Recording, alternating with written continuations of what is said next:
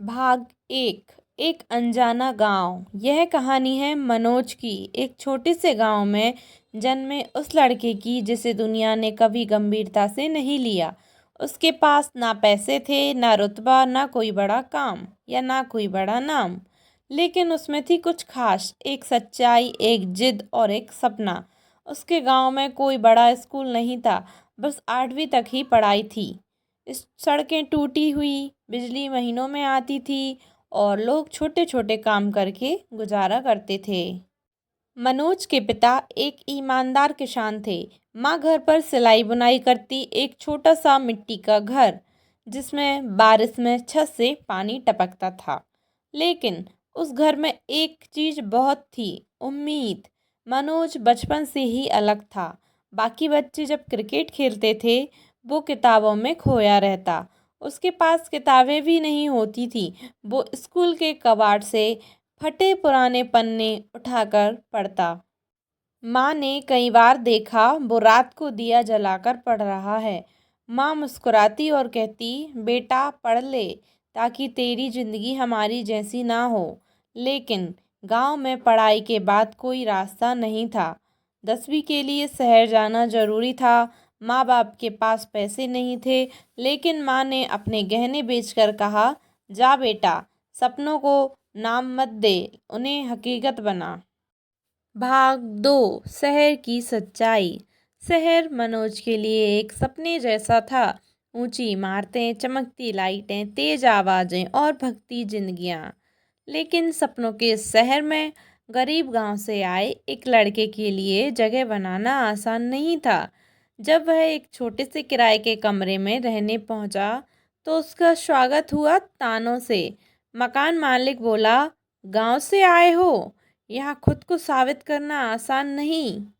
मनोज ने मुस्कुराते हुए जवाब दिया, कठिन रास्तों पर चलने वाले ही मंजिल तक पहुँचते हैं। रोज सुबह वह एक मिठाई की दुकान पर काम करता, बर्तन मांजता, झाड़ू लगाता और रात को एक कोने में बैठकर पढ़ाई करता। कई बार दुकान का मालिक उसे जजील करता। एक दिन ग्राहक के सामने चिल्लाकर बोला, तू काम करने आया है या किताबें पढ़ने? मनोज ने झुककर कहा, काम भी करूँगा और पढ़ाई भी, क्योंकि यही दोनों मेरा भविष्य बनाएंगे। दिन बीतते गए, लेकिन मुश्किलें कम नहीं हुईं। उसने कई बार भूखा सोना पड़ा, कई बार किताबें गिरवी रखनी पड़ी, लेकिन उसने हार नहीं मानी। इसी दौरान उसकी मुलाकात हुई रजिया से, एक घरेलू नौकरानी जो खुद दिन रात काम करती और अपने छोटे भाई को पढ़ाती थी। दोनों की दोस्ती हुई, फिर दोनों मिलकर बच्चों को पढ़ाने लगे। शुरू में बस 2 बच्चे आए, फिर 5 हुए, फिर 10। एक दिन मनोज बोला, हम इसे बड़ा बनाएंगे, सबके लिए, उन सब के लिए जिन्हें कोई नहीं पूछता। भाग 3, पहली जीत, पहला सपना। मनोज और रजिया ने मिलकर एक छोटी सी क्लास शुरू की थी। अब धीरे धीरे पाठशाला में बदल रही थी। यह कोई बड़ी इमारत नहीं थी, बल्कि एक जर्जरी सी झुग्गी, जहाँ बच्चे चटाई पर बैठते। खिड़की से हवा नहीं आती, लेकिन हर चेहरा उम्मीद से चमकता। मनोज अब दुकान में काम करने के साथ साथ बच्चों को पढ़ाता था। वह बच्चों को सिर्फ पढ़ाई नहीं, जीवन जीने की कला सिखाता था। एक दिन एक बच्चा अमन पढ़ाई छोड़ने आया। उसकी माँ बीमार थी और वह होटल में बर्तन धोने लगा। मनोज ने उसे रोक लिया और कहा, अगर तू आज किताब छोड़ देगा तो जिंदगी तुझे छोड़ देगी। चल, काम भी करेंगे और पढ़ेंगे भी। मनोज ने बच्चों के लिए रात में खाना देना शुरू किया। इसके लिए वह दिन में ज़्यादा काम करता और त्योहारों में ओवर टाइम लेता, और खुद सूखी रोटी खाकर भी बच्चों के लिए दूध और फल लाता। धीरे धीरे आसपास के लोगों को यह समझ में आने लगा कि यह लड़का सिर्फ किताबें नहीं बांटता, उम्मीद भी बांटता है। एक दिन पास की एक महिला आई और बोली, मेरे पास देने को कुछ नहीं, पर मेरा बेटा भी पढ़ना चाहता है। मनोज ने हंसकर कहा, यह पाठशाला फीस नहीं लेती, सिर्फ इरादा देखती है। भाग 4, इम्तिहान और इरादा। जैसे जैसे मनोज की पाठशाला का नाम फैलने लगा, वैसे वैसे परेशानी भी बढ़ने लगी। कुछ लोग जलने लगे, एक मामूली लड़का बच्चों को क्यों पढ़ा रहा है, बिना डिग्री, बिना संस्था के। एक रात पाठशाला की झुग्गी में आग लगा दी गई, किताबें जल गईं, चटाइयाँ राख हो गईं। बच्चे डरे हुए थे। मनोज और रजिया वहीं खड़े थे, आंखों में आंसू लेकिन होठों पर एक वादा। मनोज बोला, अगर हमारी पाठशाला को जलाया जा सकता है तो दोबारा खड़ा भी किया जा सकता है, और इस बार पहले से बड़ा। अगले दिन से उन्होंने खुले मैदान में क्लास लगानी शुरू कर दी। छत नहीं थी पर इरादे थे, दीवारें नहीं थीं पर सपने थे। पास के मंदिर के पुजारी ने कहा, बेटा ये जगह मंदिर की है, लेकिन भगवान तो वहाँ होते हैं जहाँ भलाई होती है। बच्चों को यह पढ़ा लो। अब पाठशाला को एक छाँव मिल गई। बच्चे लौटने लगे, किताबें दान में आने लगीं। फिर एक दिन शहर के एक नामी स्कूल के प्रिंसिपल वहाँ आए।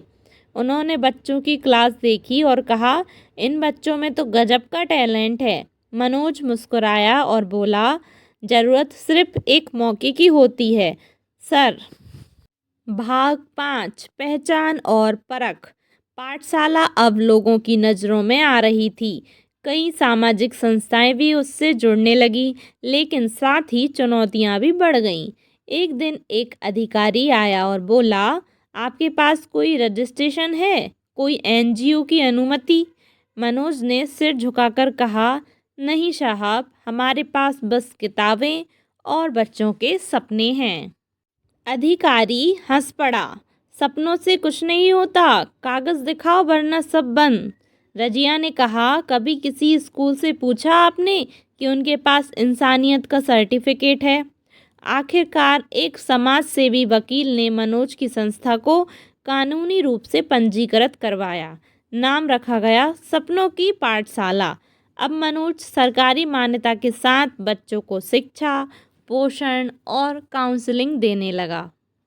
उसी साल एक बच्चा अंकुश, जिसने बचपन में चाय बेची थी, मनोज की कोचिंग से इंजीनियरिंग कॉलेज में चयनित हुआ।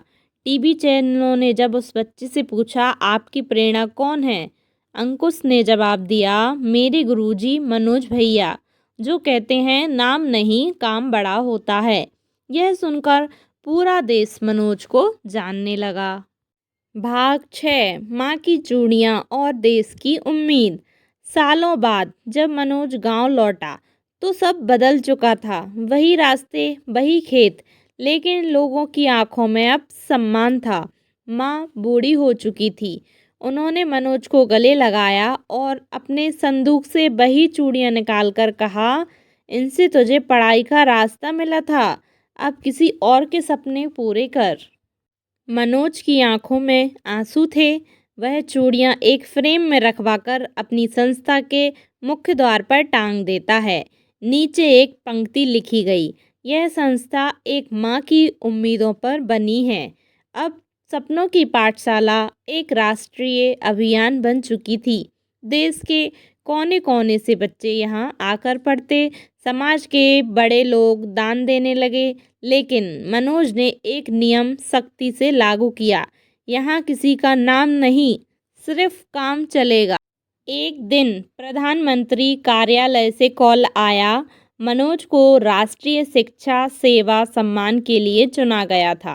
कार्यक्रम में मंच पर जब उन्हें बुलाया गया, एंकर ने कहा, हमारे सामने है वो व्यक्ति जिन्होंने हजारों बच्चों की जिंदगी बदल दी, श्री मनोज कुमार। मनोज मंच पर आए, माइक पर झुके और बोले, मुझे नाम से नहीं पुकारिए, मैं तो बस एक छोटा सा आदमी हूँ जो बच्चों के सपनों में रंग भरने की कोशिश कर रहा हूँ। पूरा हॉल तालियों से गूंज उठा। भाग 7, नाम नहीं काम बड़ा होता है। मनोज अब एक नाम बन चुका था, लेकिन वह अब भी उसी साधारण कपड़े में, वही साइकिल चलाते हुए पाठशाला आता, बच्चों के साथ बैठकर खाना खाता और कभी अपने लिए कुछ नहीं मांगता। रजिया अब उसकी टीम की एक मुख्य शिक्षिका थी। उन्होंने मिलकर एक मोबाइल स्कूल बस शुरू की, जो हर सप्ताह क्षेत्रों में जाकर पढ़ाई करती थी।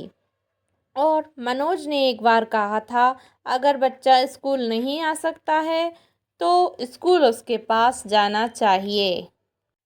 लोगों ने लाखों के दान दिए, लेकिन मनोज ने हर पैसे का उपयोग बच्चों के लिए किया गया। कभी लैपटॉप खरीदे, कभी ड्रेस, कभी फुटपाथ पर रहने वाली माँ बेटियों के लिए टॉयलेट बनवाए। एक दिन एक बच्चा हाथ में एक पुराना जूता लिए आया और बोला, भैया मेरे पास कुछ नहीं है, लेकिन आपसे सीखकर मैं भी किसी के काम आना चाहता हूँ। मनोज ने उसे गले लगाया और कहा, बेटा तुम सबसे अमीर हो, क्योंकि तुम देने की सोच रखते हो।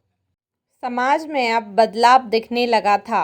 हर महीने एक नया बच्चा किसी बड़ी परीक्षा में चयनित होता और वह जब भी मंच पर जाता एक ही बात कहता, नाम नहीं काम बड़ा होता है। इस कहानी से हमें यह शिक्षा मिलती है कि गरीब या अमीर होना कोई मापदंड नहीं। असली पहचान इंसान की उसकी सोच, उसका समर्पण और दूसरों के लिए किए गए काम से होती है। जो बिना शोर किए चुपचाप किसी के जीवन में रोशनी लाए, वही सच्चा नायक होता है। दोस्तों, उम्मीद करती हूँ आपको हमारी कहानी पसंद आई होगी।